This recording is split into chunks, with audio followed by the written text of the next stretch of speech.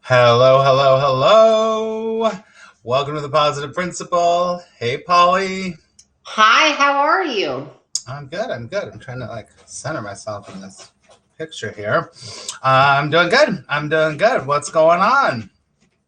Well, as usual, most often before I start my day, I do a lovely hike outside. And so I did that 5.5 miles on single track right out my door and came home and made myself look semi-presentable. I had like 15 minutes to pull it off, and here I am. And there you are, looking more than presentable. Very good. I went 2.5 miles before we started. So, good morning, everybody. Polly, call out who's here. Let's see. We have Tiffany Miller. She's Team Fierce Angels. And J Opera. Aaron, I think, is Aaron Zenoble. Is that our famous astrologer? Yeah, well, yeah, kind of. Mm-hmm. Yeah. Mm-hmm. And then we have Kim Tastic, Holly Ruth, and active sponsor Akima Duguay. How do you say that? Akima is one of my sponsors who sponsors me here, which I love. And Akima, what does Akima say there? Let's see. Oh, happy Mardi Gras. Happy nice. Mardi Gras. Happy Mardi Gras. That's right, because she's in New Orleans. Nice. I love that. What? Show us your... no, I'm not going to do that. Okay. So, Aaron, I said that because don't you go by Star Lady, or is that somebody else? But you do... I always associate you with astrology. I don't know why. Marcy. Our friend Marcy. Yes. And her are really good friends. And Marcy does astrology. And yeah, Aaron has another tag name named Star Lady. Something. Yes, that's why I do it. Mm-hmm. Absolutely. That's right. Mm-hmm. So it's good to see you, everybody. Great to have you here. Hello, we got Sydney in the house. We got Marietta in the house. We got Branson, Missouri in the house. We got a lot of people from all over. So fun. And my newest shirt. Did you see it? Look. Why does everything always work out? Oh, perfectly for you. Perfect. That's right. So I love this shirt. Star Gardener. Yes. That's right. I love that. Perfect. I love it. So let's see. What's new? While the whole rest of the country is getting slammed with snow, it's sunny and almost 50 degrees here in New York. And so, it's nice. So I just went on a really nice walk and things are good. And I was saying on my Monday show, which was yesterday, I was saying, I'm thinking about doing some cooking videos. So yeah. Mm-hmm. So if you're interested in this shirt, you can go to my merch store because you can get this shirt. I sold a whole bunch of them the other day. My merch store is kind of exploding. So go to the link in my bio, which is really fun. So there's a lot of good ones in there. Clayton, the Positive Principal is something we came up with years ago, but it's kind of like, hopefully there will be some content in the show. We're going to get to the less interactive and more talk about our content in a few minutes. And that's the point where hopefully something comes out of that helps you live with more ease, abundance, joy, happiness, all that stuff. Yeah, for sure. That's what we do. We've been doing it for a long time. Hello, Pablo from HAPS. Hey, Pablo. So yeah, that's what we do here. And we've been doing it for a long time. We'd love to just pick a topic, have a good time kind of bouncing ideas back and forth. A lot of times Polly and I agree and we want to hear what you have to say. You can disagree with us. You don't have to agree with us, right, Polly? Last week we didn't agree. Last week you and I had different, it wasn't like we were, arguing over it, but we had different viewpoints on the topic. For sure. I said it was my personal hell, which somebody reached out to me and thought that was funny. Your personal hell. Oh my God, that's funny. Mm-hmm. So yeah, I think Nothing else I wanted to share before we get into our topic today. I don't think so. Okay. Well, here's what crossed. I don't know. Well, okay, I do know how it came in, but I'll just share it because I think about it relatively often. So here's my question to you, Max, and to listeners. Does anybody out there believe that there is such thing as a spiritual crisis in our life? And that's one question. And then if there is, how does it present itself? And how do you move through it? Right? So if it's something like it, and so I'm kind of presenting it in more of a clinical way. So, Yeah. You have to say, yes, that's the diagnosis, spiritual crisis. This is how it's presenting itself. And how do you move through it? And ultimately, if there is such a thing, those individuals have to move through it by themselves, right? They can get assistance, but ultimately it's their personal spiritual crisis. But here's the interesting thought. Maybe collectively, humanity goes through a spiritual crisis. Collectively, the country goes through a spiritual crisis, right? Very interesting thoughts to spin off of that, right? Very much so. Oh my God, I can go on and on. But, my first thought is, it's very interesting well, let's go backwards. I believe very much that we're going through a really huge transformational crisis right now as a human species. And tonight I have my Miracle Mind Challenge. And we start the whole thing off of I started saying, hey, everybody knows what's going on. We know that we're all changing. We know that there's something going on. Even if you don't know it, you can feel it. Humanity is shifting and it's changing in big ways. You just have to look at what's happening on the outside because the outside always reflects what's happening on the inside. So that's the first thing. Like, well, obviously we're going through major shifts and changes. Yeah. And so I think anyone could just say it, of course. COVID, politics, what's happening with the earth, all of that stuff is showing a big, huge shift. So I don't know if you want to call that a spiritual crisis, but I look at it like an inflection point or a turning point. And I think that at source, there's only one of us here, really. We think we're separate, but there's really, we're all connected. So we're all going through it. So that's the first thing I would say. Secondly, I would say that I think that it's a very interesting thing because sometimes a spiritual crisis is a mental crisis or it's a physical crisis. Mm-hmm, absolutely. Right. So, that was my first thoughts. Right. Like, how does it present itself? That's why, how does it present itself? Absolutely. But the interesting thing is, I believe that if we look at focusing on the individual, and absolutely, I do believe that there are spiritual crises, and you do coaching, I do coaching. And I think one of the ways it does present itself is it's people find themselves at that point. They really do know that they need to change. They are really looking for a change, but they don't have the direction. They haven't connected to something that's strong enough to pull them through. Kind of hold their hand, so to speak, but not like coaching, like hold their hand, like that internal hand holding, that internal belief of, yes, you can do this.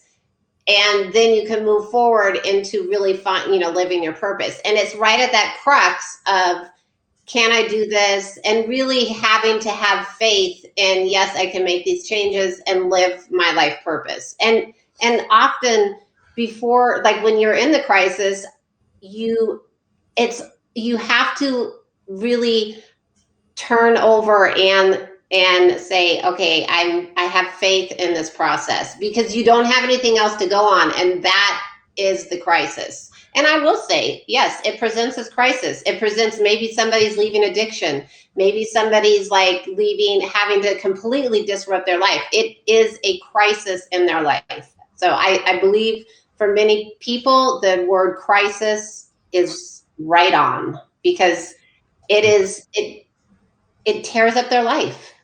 I agree completely. And I believe that real spiritual crisis usually comes from this place because spiritual transformation or enlightenment or waking up is different. The crisis kind of comes before that, is when you finally say to yourself, usually at some level, who am I? what am I doing here? And what is the vastness of all that is? It's like those kinds of questions start to really project you like, oh my God, I have been doing this thing by rote my whole life, this whole thing, and I've just fallen into this pattern that suddenly you're like, this does not feel good. Nothing feels right. And that's when I think people start to go through spiritual crisis, when they start to ask, what is who I really am? Am I a meat suit named Max walking around making money?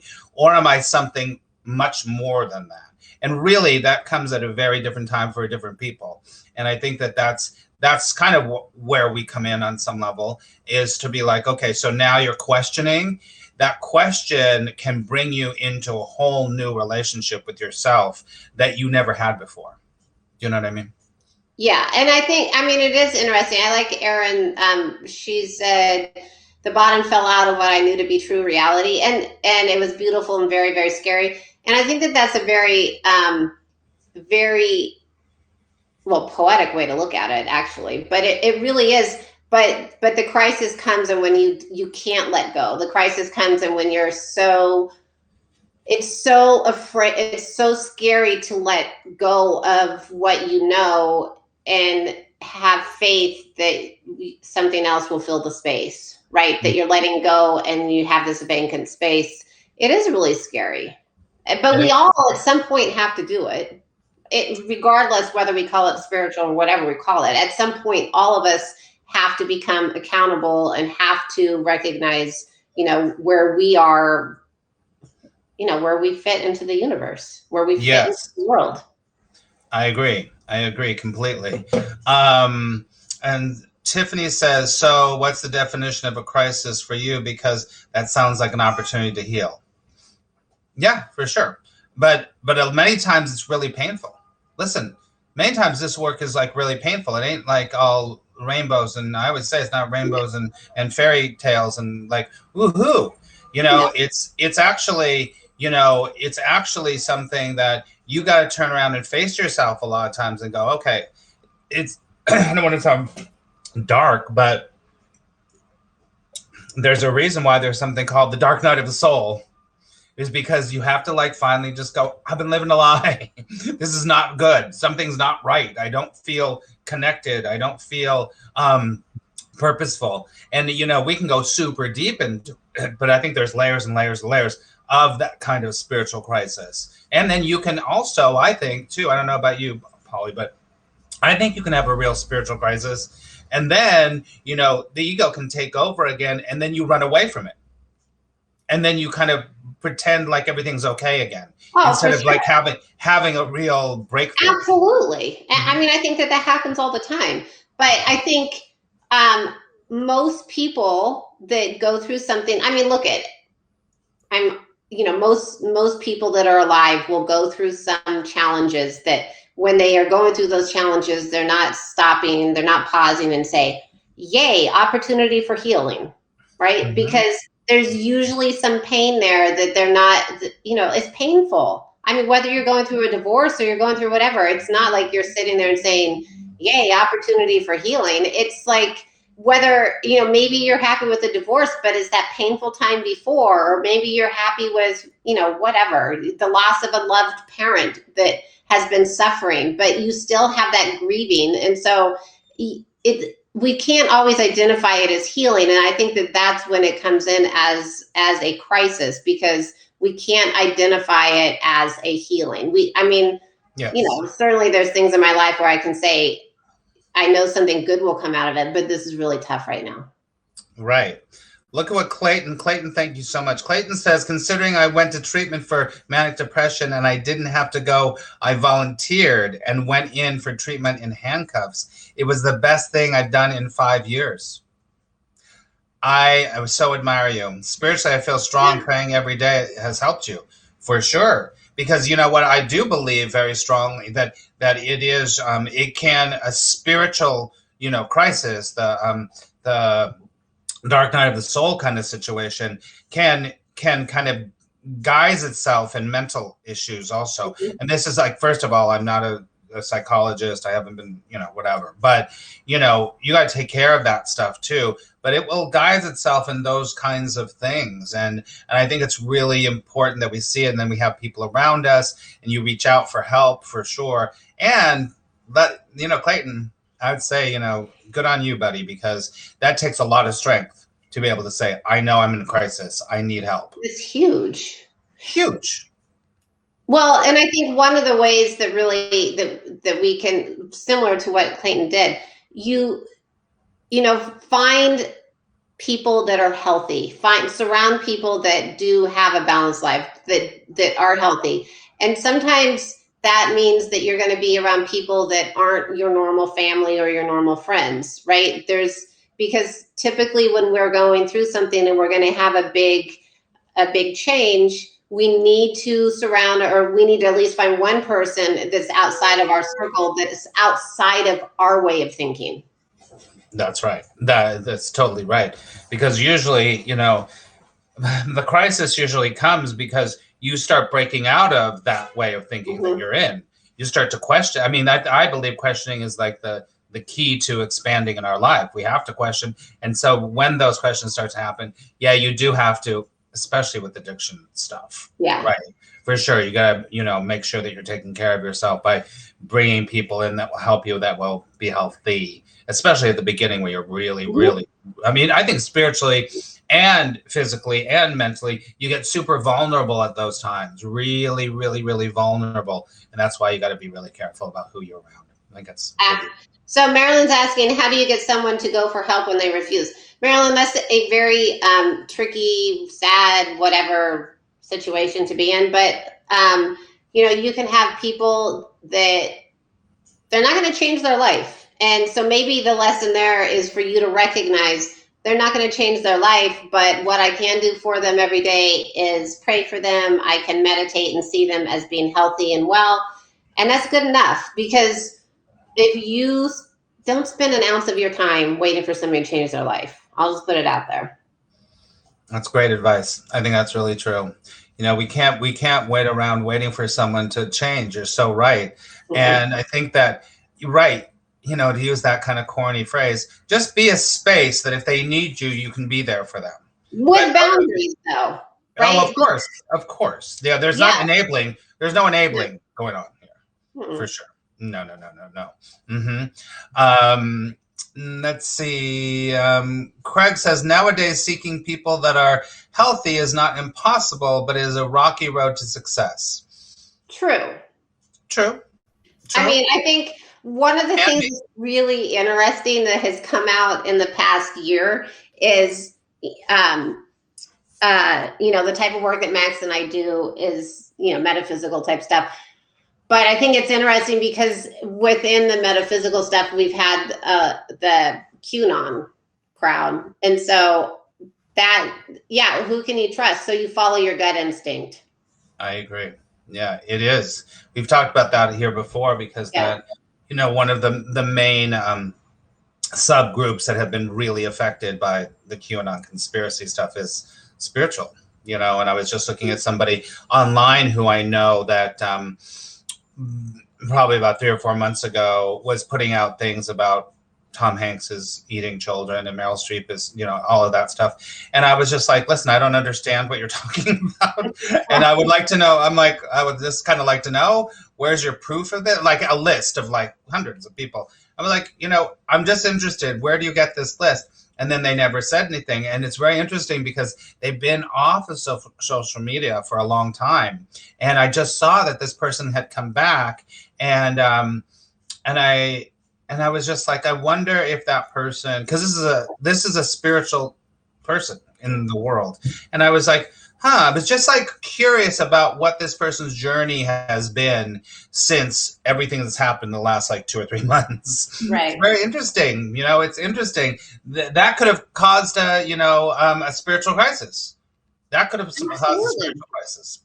For sure. Absolutely. Because you can even, that's a great point, because you can look at, people that were raised in Catholic and they, and they were fiercely devoted to that. And then stuff comes up about the Catholic Church, and where does that, and some changes that, I mean, it causes crisis. Their identity is challenged, right? Yeah, for sure.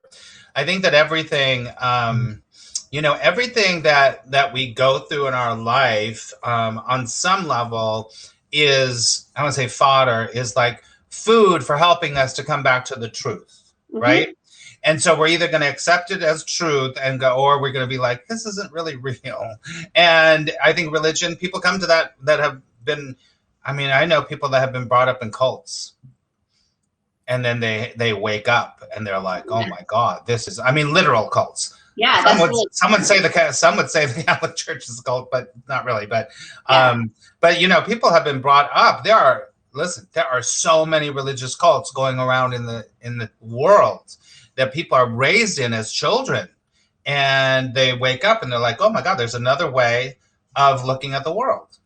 Brainwashed. Yeah, we did a whole show about brainwashed. So let me ask you this, Polly. Have you had a significant spiritual crisis in your life? I think probably when I was younger,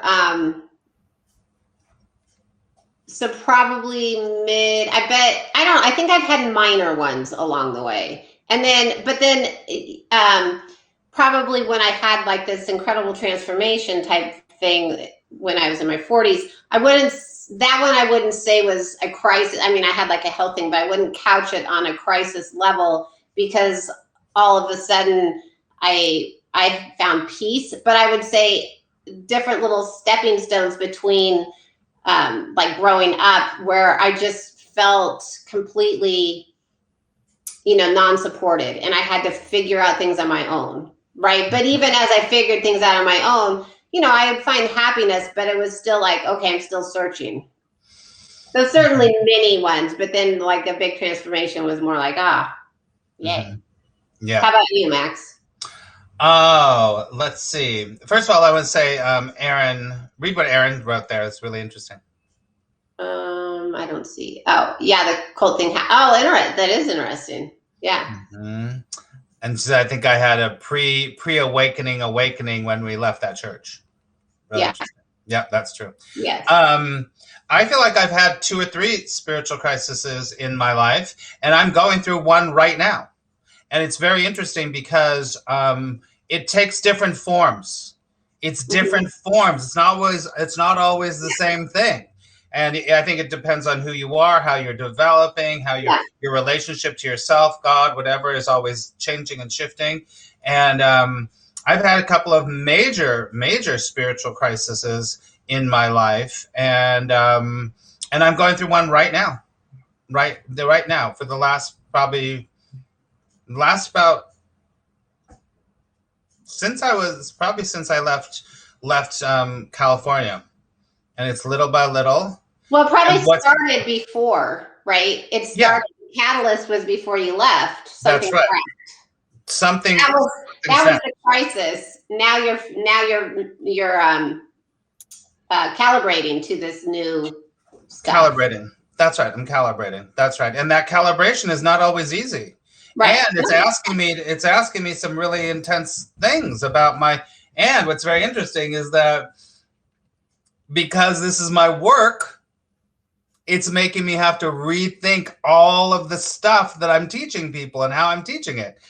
It's all valuable, but it's like, it's a thing. And that's why it's interesting, because it's very, very, very, it's very deep what's going on with me. Well, I think Max and I have worked together for 5 or 6 years, however long or whatever. But I think one of the things that's interesting is that both you and I on our, independently, I feel like have made a commitment to deepening our understanding to God, or deepening our understanding to the universe. Like that's happened for me in the past, I don't know, say 6 months or something. It was building. So again, I can't call this like a crisis, but I'll just say that it's something that I'm like, okay, I want to commit and understand more. So it's kind of like making yourself available to understanding more. Mm-hmm. I agree. And the willingness to go to keep digging, to keep digging. You know, But we've gotten to the point where it feels good, right? That's the difference, because you have to go through a few, not everybody does, but I think a lot of people go through a few transformations where, they're kind of scary, but, there's something, age brings a little bit of grace because you've had some experiences. No doubt. No doubt. I agree with that for sure. Hey, I love you too, Erin. That's so sweet. Read what Marilyn said. Thank you for the super heart, Mel. Would you say a new crisis in my life is always called spiritual? That's a good question. What makes it spiritual? That's a good question. It makes it spiritual if you call it spiritual. But I can just say, there's a few people, well, like one person that actually Max has met her also, that I feel like has been in, sometimes we could say identity crisis also, right? When you're having these major transformations, because really we are spiritual beings. And so, this person is going through a spiritual / identity crisis. She's a professional person, but there's just something kind of missing, and she's trying to find that missing piece. And it's both. It could be categorized under either, but for me, I believe it is a spiritual crisis because, there's this pain inside of her. There's this feeling like something's missing inside of her. And that's when it for me, it falls under the spiritual crisis. Mm-hmm, mm-hmm. Well, I think that what we said before is really true also, is when it comes back to questioning who you are and your place in the world and within all of that, I think when it comes back to that, then it's definitely a spiritual crisis. Yeah. Because you're seeing what your place is within it all. Right? Yeah. For sure. And, Charlie, thank you for subscription. Go ahead. Like for me, sorry. I can look back like when I could, in my early 20s or something, I don't know, different parts of my life. And it wouldn't be necessarily would that have been tagged spiritual crisis at the time? No. But looking back at where I am now and where I was then, it was a spiritual crisis. It was a piece of my journey that really helped me to get to this point, right? Right. So what do you is there a goal? And when there's a spiritual crisis, what's the goal? I think to be comfortable with your life and be comfortable with who you are, be comfortable with your surroundings, right? Mm-hmm. With who you are. And it really is, one of the big pieces to look at is, okay, if you're really truthful about who you are and the way you fit in the world, does your outside world match it? Mm-hmm. Right? Or is there a discrepancy there? So do your friends match your thoughts, your views? Do you feel comfortable in what is going on around you, or does there need to be a shift? Mm-hmm. But for that to work, you have to be very truthful about who you are inside, right? Because if you're not truthful, then you can say, yeah, I feel very good with the people shooting up in the next room. Why not? Right? So you truly do. It's real life, though, right? That stuff happens. Oh yeah, I know. I think it's funny. You just said something that it freaked you out last week when we were talking about that. Listen, I was a nurse. I worked in a hospital. I know that crap happens all the time. Right.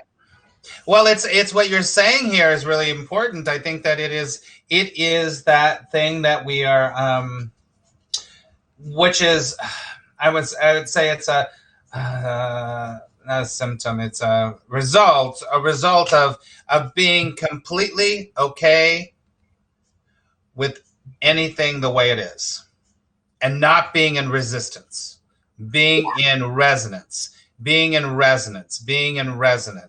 Because resistance is always that thing of it has to change. I have to change. Something's wrong with me. Right. So the goal is to get into that resonance space as much as possible, I think. Right.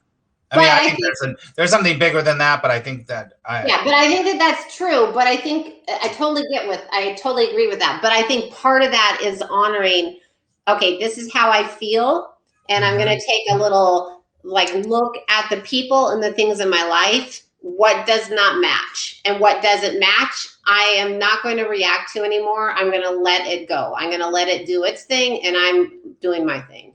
So that that connection decreases. There's no reaction to it. Yep.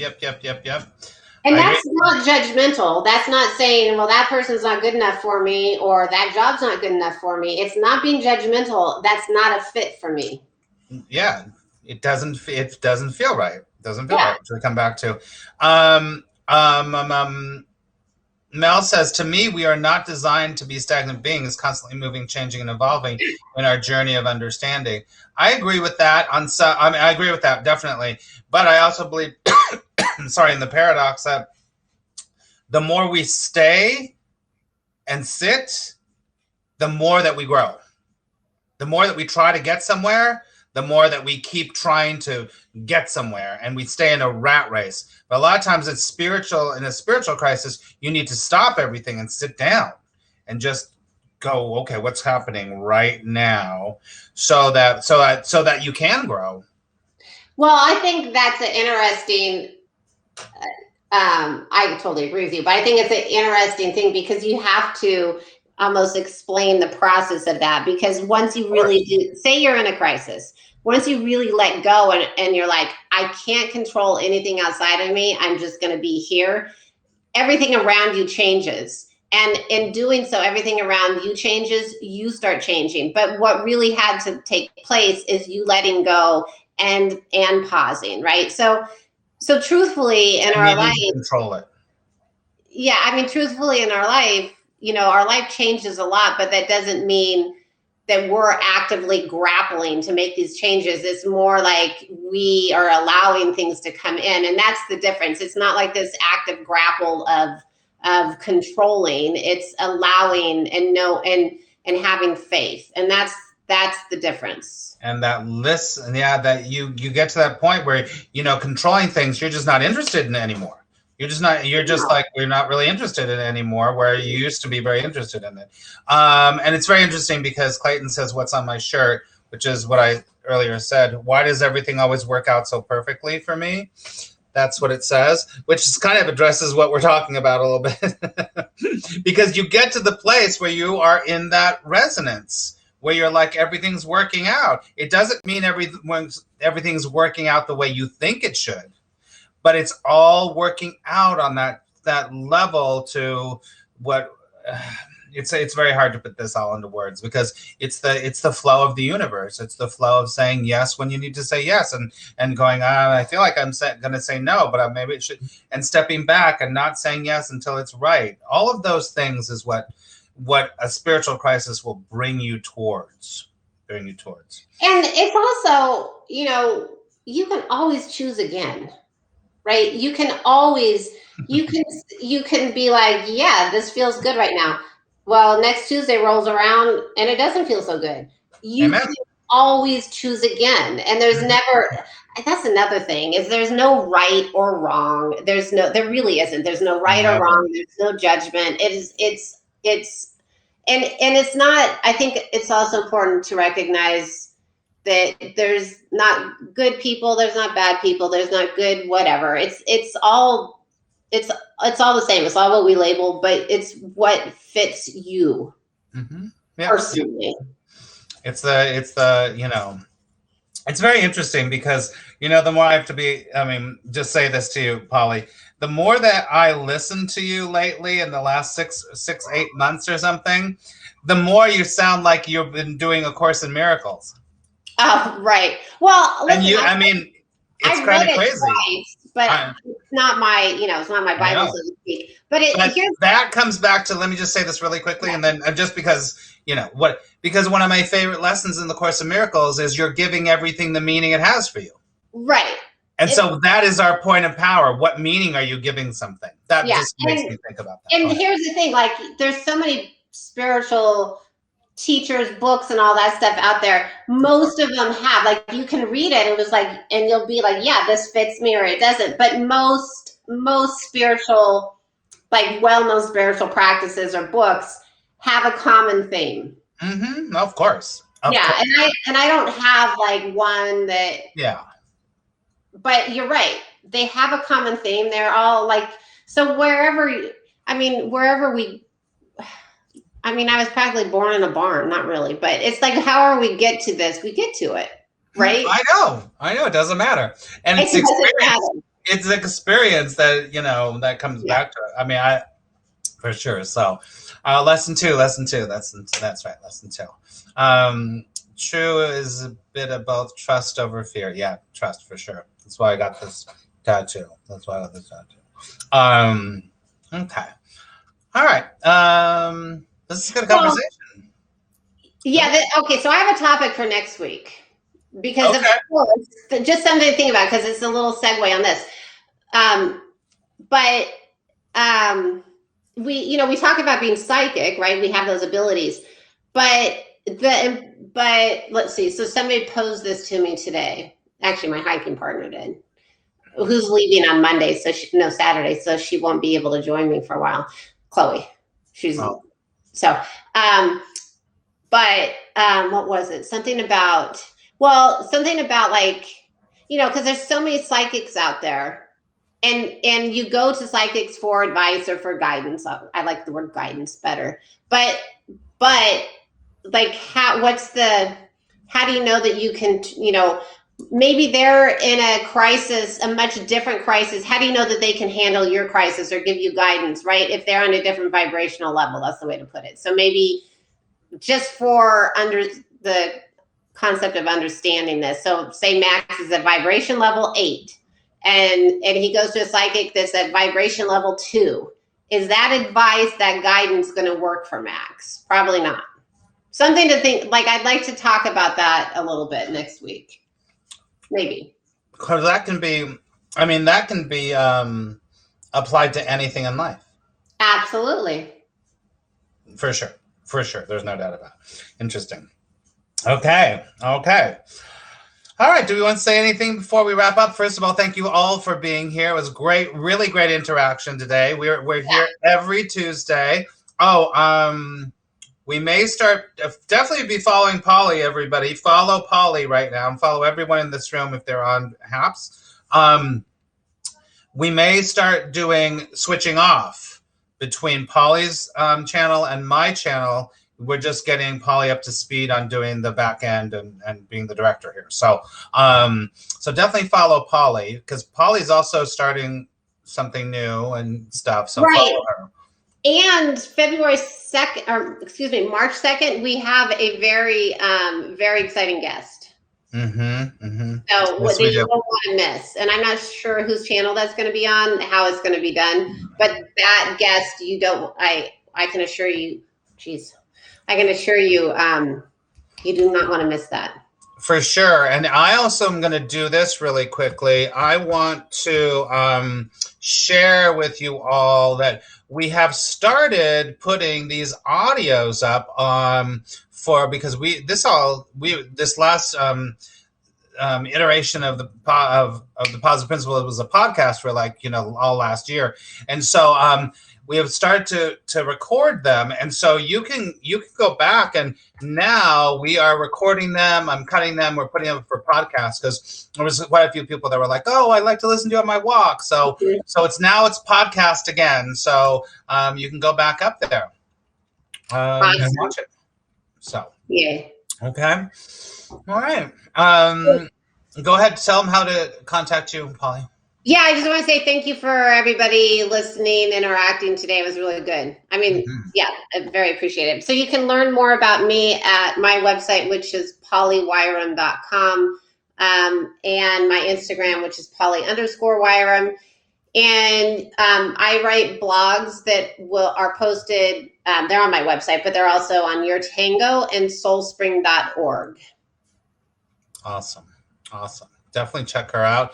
And you can check me out here. I'm here on Mondays, Tuesdays, Wednesdays, and Fridays at the same time, and some random other broadcasts. Tomorrow we do A Course in Miracles here. And then you can find me at attractpositiveresults.com and also on Instagram at attractpositiveresults. And I do classes, and I'm doing a challenge right now, which we're going to wrap up next week, which is really good.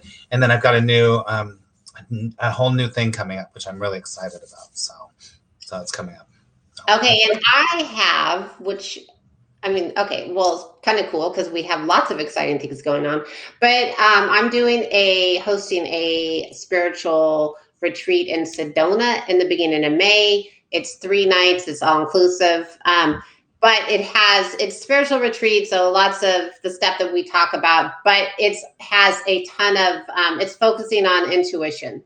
So you'll be and energy work and all that stuff. And I'm keeping it very small. I did one in October that was really good. And so I'm keeping it the same, like a small group. So I'm very excited about it. So if you're interested, reach out to me. So it'll be Sedona, Arizona in May. I'm so excited. I love it. I love it. Very good. All right, everybody. Well, we love you. Thank you so much. Enjoy the rest of your day or your week. If you need anything, just let us know. Okay? Awesome. All right. Bye, everybody. Thank you. Thank Bye. you. Bye.